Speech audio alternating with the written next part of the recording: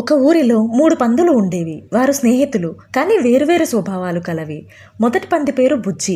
అది చాలా అల్లరిగా, అస్సలు పని చేయకుండా ఉండేది. ఒకరోజు బుజ్జి ఇల్లు కట్టుకోవాలనుకుంది, కానీ బాగా కష్టపడాలనుకోలేదు. దగ్గరలో ఉన్న పొదలతో గుడిసెలో ఒక ఇంటిని తడిలో కట్టేసింది. రెండవ పంది పేరు చిన్ను. అది కొంచెం మెరుగైనదే, కానీ పూర్తిగా కష్టపడే స్వభావం కాదు. అది పొలం దగ్గర ఉన్న గడ్డి, ఆకులతో, పుల్లలతో ఇల్లు కట్టింది. మూడో పంది పేరు జున్ను. అది తెలివిగా, ఓర్పుతో ఉండేది. అది మట్టితో, ఇటుకలతో బలమైన ఇల్లు కట్టింది. రోజులు గడిచాయి. ఒకరోజు ఓ పెద్ద తోడేలు ఊరికి వచ్చి పందుల్ని తినాలని చూసింది.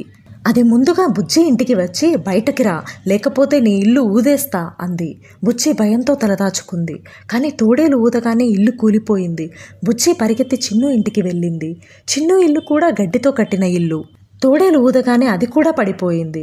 రెండూ కలిసి జున్ను ఇంటికి పరిగెత్తాయి. ఈసారి జున్ను ఇల్లు బలంగా ఉండడంతో తోడేలు ఎంత ప్రయత్నించినా ఊదలేకపోయింది.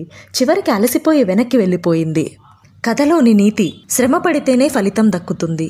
సరదా కోసం పని తప్పించుకుంటే చివరికి సమస్యలు తప్పవు.